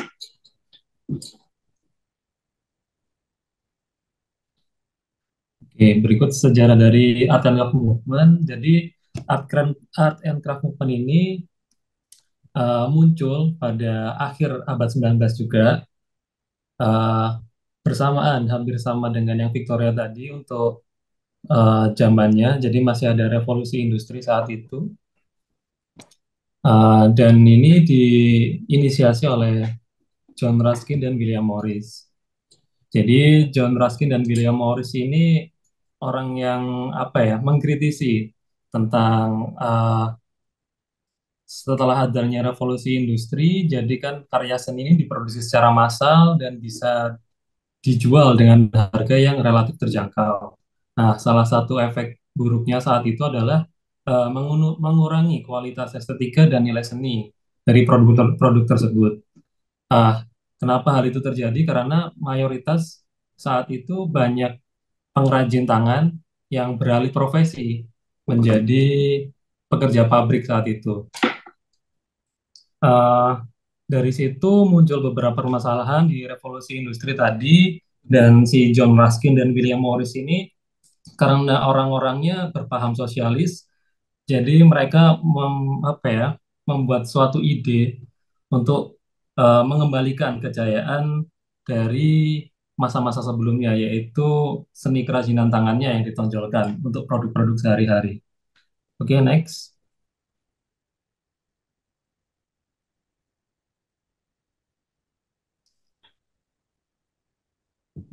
Nah, ini tujuan utama gerakan Arts and Craft adalah mengembalikan keindahan dan keterampilan tangan serta kualitas dalam proses produksinya. Jadi produk-produknya ini meskipun barangnya digunakan untuk sehari-hari, mereka ada sisi eksklusifnya.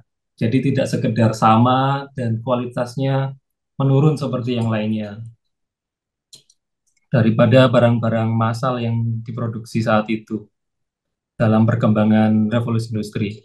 Dan juga gerakan ini mempengaruhi perkembangan desain lain seperti Art Nouveau tadi, dan selanjutnya Bauhaus yang bekerja di bidang font kalau tidak salah untuk Bauhaus ini. Oke, next.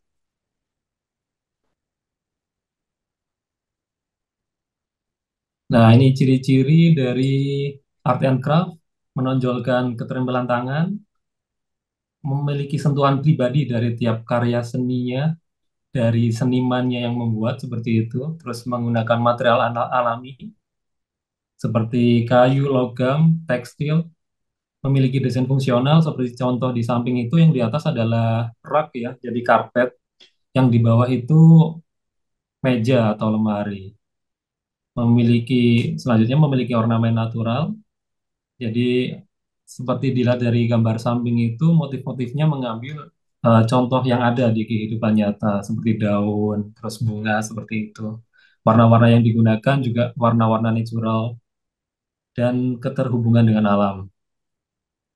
Untuk tipografinya, kebetulan saya belum menemukan contoh yang di sini untuk tipografinya, tapi di sini salah satu cirinya yaitu memiliki tipografi yang unik dan memiliki tekstur yang kaya. Permukaan bertekstur dan tidak sempurna. Seperti kalau di kayu itu masih terlihat tekstur kayunya. Jadi mungkin masih ada, kalau disentuh itu ada tekstur-teksturnya, nggak yang dihalusin sampai benar-benar halus terus dideko seperti itu. Kalau dilihat dari contoh itu cuma semacam pelitur seperti itu saja. Jadi teksturnya masih ada. Oke, lanjut.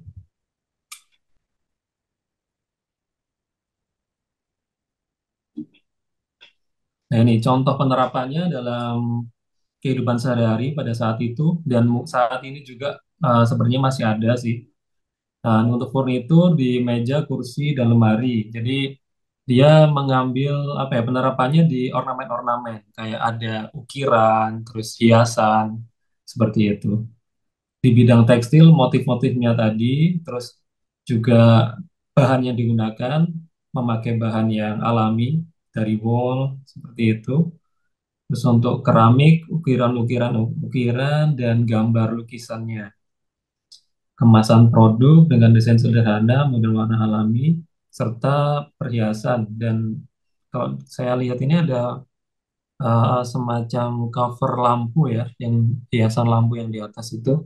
Jadi di kacanya juga ada semacam seni mosaik juga, tapi masih bernuansakan alami seperti itu. Oke, next.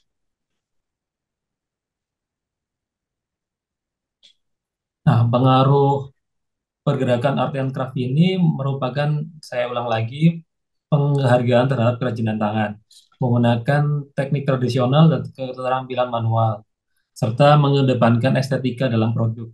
Nah, di mana hal ini berbeda dengan pada saat itu banyak produk karya seni yang dibuat secara massal, yang kualitasnya kadang tidak ada cek kontrolnya, atau quality kontrolnya belum ada saat itu dan belum terlalu baik. Jadi setiap karya satu dengan yang lain bisa berbeda. Dan juga karena dibuat handcrafted, jadi memiliki keunikan dari setiap karyanya. Selain itu, bahan-bahannya yang dipakai merupakan bahan alami seperti kayu, batu, dan semacamnya tadi, yang lebih ramah lingkungan. Mungkin kalau di dunia modern ini, eh, yang menurut saya terpengaruh dengan gerakan art and craft ini, salah satunya kalau manufakturer mobil yang masih dibuat secara handmade saat ini, salah satunya mungkin Lamborghini. Jadi di Lamborghini itu setahu saya tidak menggunakan pabrik ya. Jadi semuanya handcrafted untuk bagian tertentu, kecuali ban dan velg setahu saya, sama beberapa komponen mesin. Oke, selanjutnya. Nah, ini tokoh-tokohnya mungkin akan dijelaskan oleh Mbak Fauzi ya. Silakan.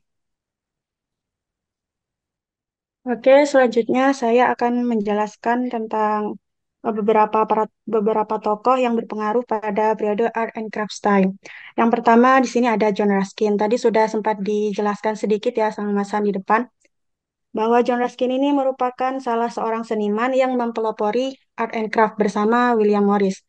John Ruskin ini merupakan kritikus seni dan pemikir sosial kelahiran London, Inggris, yang sangat berpengaruh dalam art and craft. Ia lahir pada tanggal 8 Februari, tepatnya pada tahun 1819, dan meninggal dunia pada tanggal 20 Januari tahun 1900. Ia memiliki pandangan yang menekankan pentingnya moralitas dalam seni dan pekerjaan, serta mengkritik dampak negatif dari industrialisasi, terutama produksi pabrik yang dianggapnya tidak jujur dan merusak martabat pekerja. John Ruskin juga percaya bahwa masyarakat yang sehat itu membutuhkan pekerja yang mandiri, yang merancang dan membuat karya mereka sendiri dengan tangan. John Ruskin di sini juga mengagumi karya dari salah satu seniman Prancis, Violet Lidac, dalam arsitektur gotik dan menekankan pentingnya keterampilan tradisional dalam produksi seni dan kerajinan. John Ruskin ini juga mempengaruhi tokoh-tokoh seperti William Morris yang terinspirasi oleh kritiknya tentang sistem pabrik dan ajarannya tentang hubungan antara seni dan kehidupan moral. Okay, next. Yang kedua ada William Morris. Tadi juga sempat disebutkan ya di depan. Ia salah satu seniman yang mempelopori art and craft bersama John Ruskin. Seorang desainer tekstil, penyair, seniman, penulis yang lahir di Walthamstow, Inggris pada tanggal 24 Maret tahun 1834 dan meninggal dunia pada tanggal 3 Oktober tahun 1896. Ia dikenal karena gagasannya yang menggabungkan seni, kerajinan, dan reformasi sosial. Morris ini awalnya terinspirasi oleh sastra romantis dan arsitektur abad pertengahan. Juga ia dipengaruhi oleh pemikiran John Ruskin. Ia menentang industrialisasi yang memisahkan proses desain dari pengerjaan manual dan percaya bahwa pekerjaan harus memiliki nilai kreatif dan bermartabat.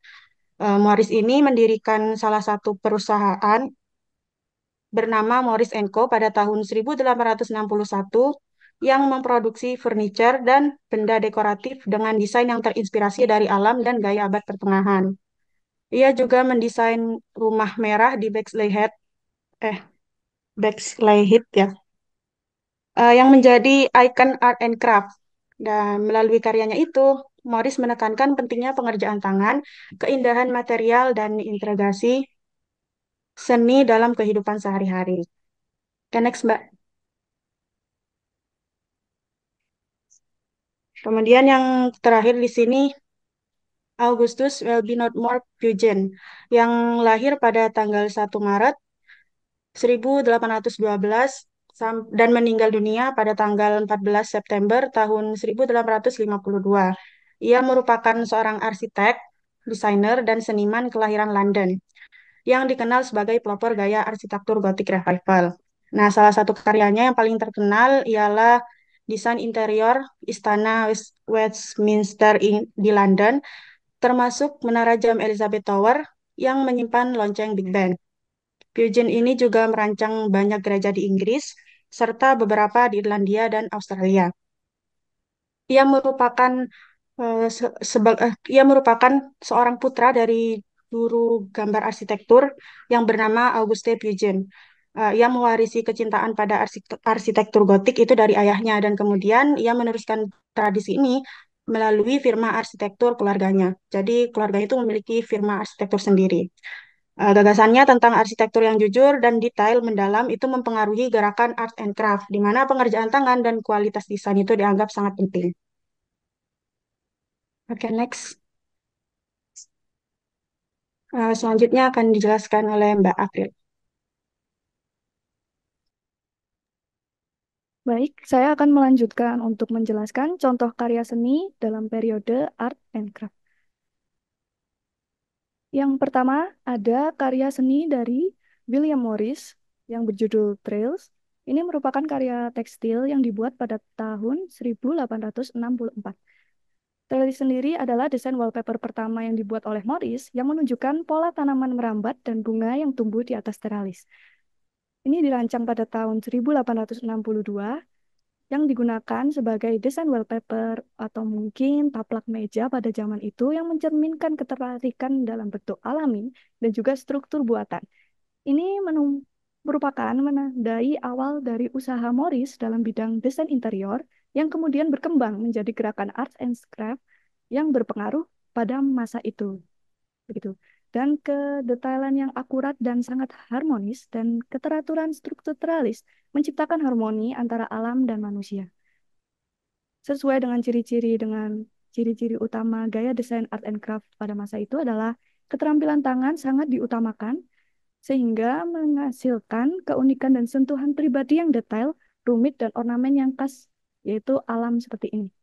Minimnya menggunakan biasanya bahan sintetis ya, tekstil seperti itu. Kemudian yang kedua, ada karya interior, yaitu berjudul Fireplace Surround, merupakan karya dari Thomas Jekyll pada tahun 1875. Ini merupakan fireplace surround ini adalah seperti interior hiasan di tungku api di rumah itu. Dan rancangan ini menampilkan keahlian Jekyll dalam penggunaan motif alam dan pengaruh estetika dari Jepang yang menggunakan dekorasi logam yang rumit nih di bagian bunga-bunganya dan daun yang memberikan kesan elegan dan mewah. Detail ini presisi dan menonjolkan kemampuan Jekyll dalam menciptakan karya yang indah dan berfungsi. Dibuat pada tahun 1875. Pada saat itu, karya ini memang mencerminkan ketertarikan pada seni dan budaya Jepang yang populer pada akhir abad ke-19. Ini juga mencerminkan gerakan art and craft yang menekankan kerajinan tangan dan keindahan desain yang fungsional. Kemudian contoh terakhir terdapat karya arsitektur yaitu bernama Rumah Pericroft Colway yang yang ada di daerah Malvern, karya Carlos Jose pada tahun 1893 sampai 1894. Ini merupakan karya yang menggambarkan pendekatan Voice si perancang rumah tersebut yang menyatukan antara rumah dengan lingkungan alam sekitarnya. Rumah ini memiliki atap yang curam, jendela-jendela besar, dan menggunakan material lokal. Sama seperti pada ciri-ciri utama gaya desain art and craft, yaitu menggunakan bahan yang lokal, yaitu kayu, dan menggabungkan dengan nilai-nilai alam seperti pada tanaman-tanaman penghias di rumah ini. Pericroft sendiri adalah merepresentasikan awal dari pendekatan Voice dalam arsitektur, yang kemudian menjadi ciri khas gerakan art and craft, dan rumah ini menjadi komitmen Voice terhadap prinsip desain yang mengutamakan kejujuran material dan keselarasan dengan alam. Rumah ini dirancang untuk kenyamanan dan tata letak yang praktis dan ramah, karena ruang sesuai dengan estetika dan sederhana namun fungsional. Baik, mungkin sekian dari kelompok kami yang bisa disampaikan. Mungkin teman-teman ada pertanyaan atau masukan, dipersilahkan.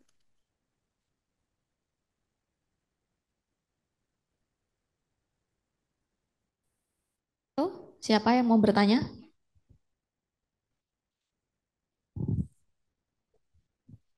Teman-teman yang online maupun yang offline.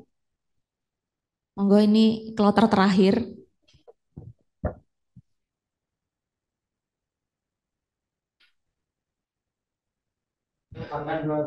Tadi dikasih apa, contoh karya desain art and craft belum? Saya nggak lihat tadi. Karya desain yang menggunakan style art and craft.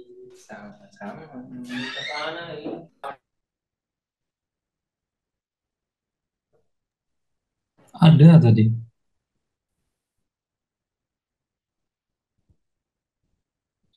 Boleh Coba di back slide-nya mundur aja. Ini contoh arsitektur, contoh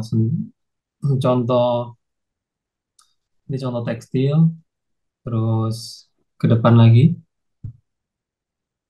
Ini contoh yang interior. Yang terakhir tadi contoh arsitektur di tengah ke sejarah. Ada contoh lagi ke depan. Sebelum nah ini ada penerapan di kursi, meja, terus mangkok, guci, seperti itu.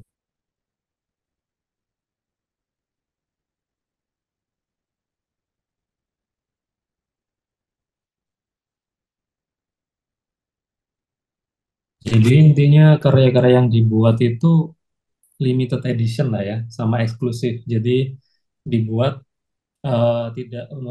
tidak secara massal karena kan mereka kaum kaum sosialis ya. Jadi pengennya memberdayakan orang-orang yang terpaksa harus ikut menjadi buruh pabrik saat itu.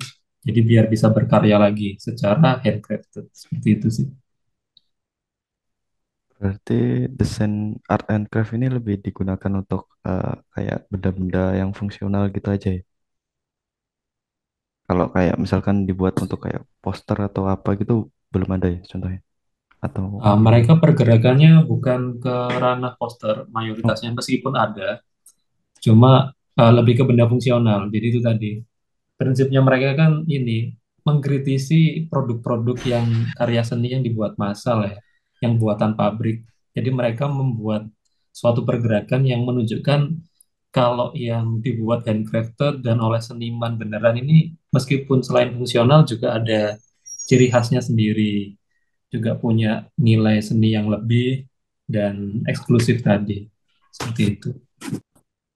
baik, terima kasih.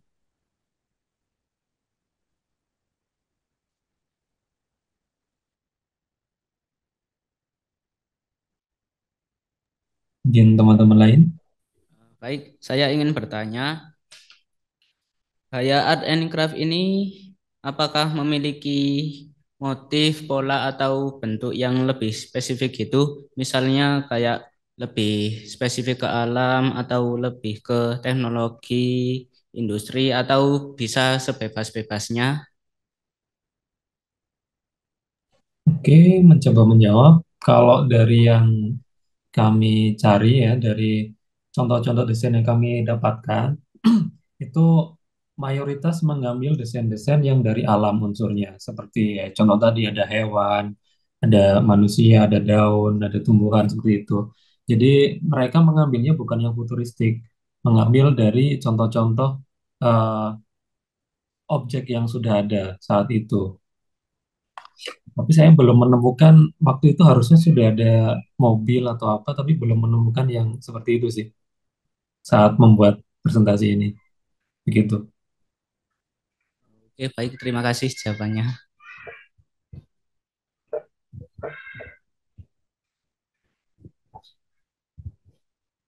Izin mau tanya, kalau dari ciri-cirinya sendiri tadi kan Masnya bilang terinspirasi dari alam. Sebelumnya saya tadi presentasi mengenai Art Nouveau. Apakah apa ya perbedaan keduanya itu ada atau saling berkesinambungan? Terima kasih. Ya, oke. Jadi kalau dari informasi yang saya dapat ini, jadi art and craft design ini sebelum dari Art Nouveau. Jadi bisa jadi berkesinambungan ke Art Nouveau tadi. Karena kan masih hampir mirip-mirip ya, fokus ke objek-objek yang ada di alam. Warna-warnanya pun juga mirip. Cuma di dalam Art Nouveau tadi, gaya stylenya atau penarikan garis atau bentuk lengkungan-lengkungannya itu lebih artistik lagi.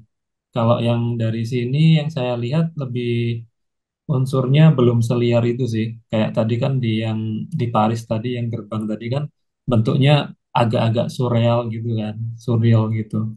Kalau di sini lebih untuk bentuk-bentuknya mengambil dari bentuk-bentuk yang sudah ada. Kayak yang di sini ada ornamen di meja ini kan terlihat dia tanaman ya, bunga sama daun itu. Seperti itu.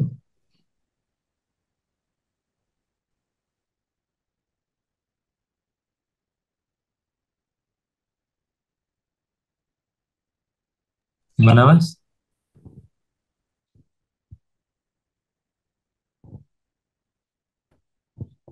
Sudah Mas, terima kasih banyak penjelasannya. Oke, terima kasih. Oke, ada lagi? Saya Bu. Saya. Ya, monggo. Ini tadi art and craft kan beberapa karyanya itu kayak tahun 1800-an rata-rata kayak gitu. Nah, kira-kira di tahun yang kayak gini itu apakah ada perubahan style atau mungkin ada kayak apa ya?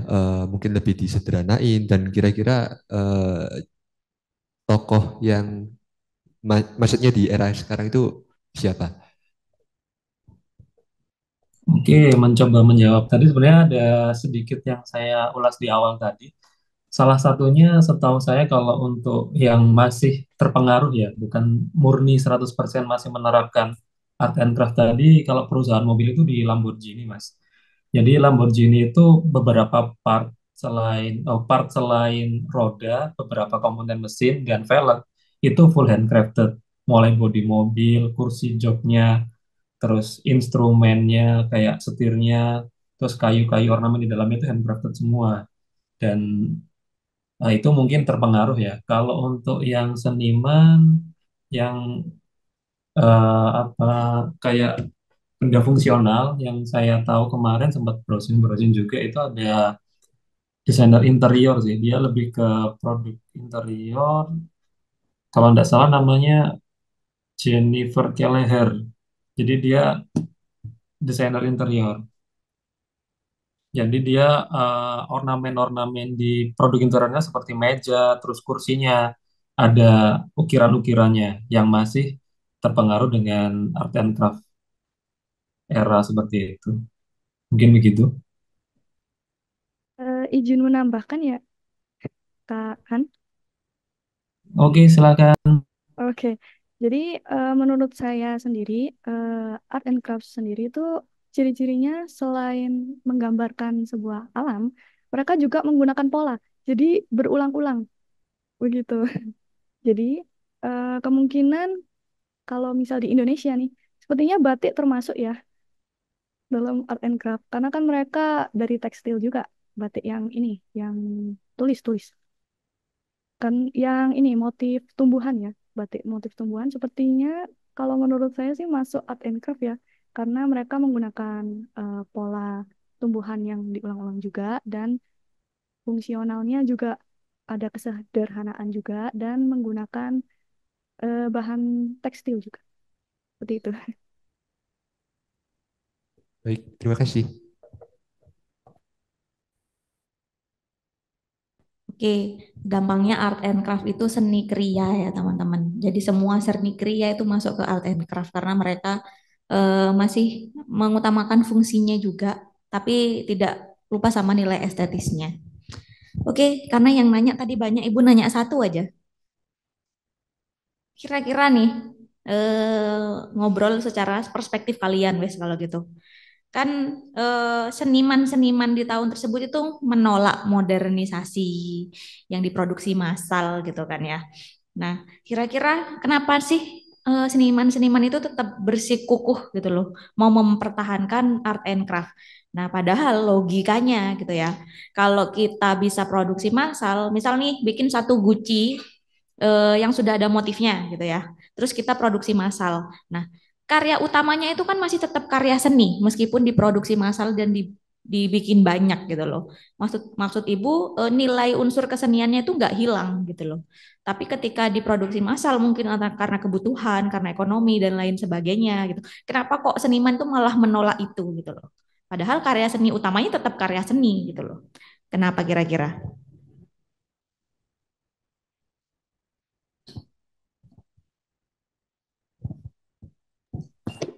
Kalau menurut saya karena faktor ekonomisnya berkurang, jadi suatu karya itu tidak eksklusif lagi. Jadi semua orang bisa menikmati dan berkurang sih ininya nilai ekonomis dari senimannya sih. Seperti itu. Salah satunya mungkin. Jangan salah. Pernah tahu karya duplikasinya Mona Lisa nggak? Nah, yang bahkan cuma ditambahin posenya agak berubah, terus ada yang pakai bulu mata gitu. Itu juga terjual mahal loh. Ayo. Tapi zaman itu kan yang dikritik revolusi industrinya. Jadi produksi barang-barang massal seperti mungkin guci, piring, terus seperti itu yang dianggap kalau apa ya, produksi massal itu waktu itu isunya mengurangi pekerja yang apa, seniman, misalnya bukan bukan seniman saja, maksudnya pekerja yang manual ya, seperti itu. Jadi eh, salah satunya berdampak pengurangan pekerja saat itu juga karena digantikan oleh mesin atau otomatisasi saat itu. Oke, Mungkin isu yang diangkat seperti bukannya malah membuka lapangan pekerjaan baru ya? yang saya baca malah agak sebaliknya, Bu. Jadi revolusi industri diprotes salah satunya karena itu. Oke, jadi itu aja ya yang membedakan menurut kalian. Mungkin ada yang mau nambahkan? Udah sama pendapatnya ini satu kelompok.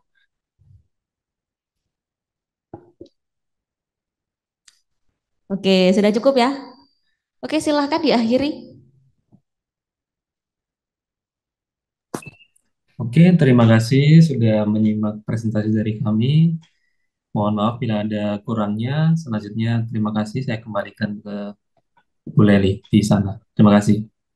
Oke, beri applause dulu.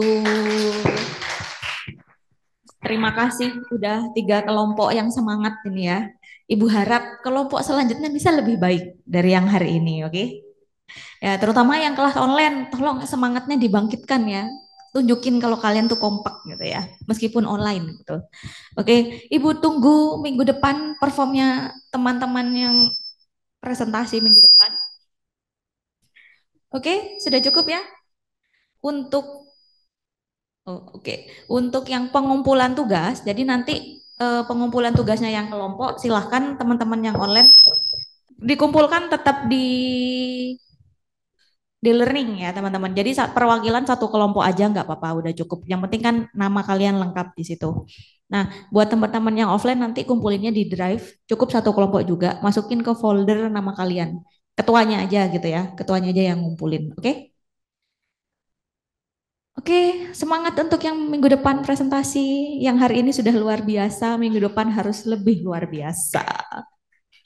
Oke, Ibu akhiri pertemuan kita hari ini. Semoga bermanfaat, teman-teman. Sekali lagi terima kasih, Ibu akhiri. Wassalamualaikum warahmatullahi wabarakatuh.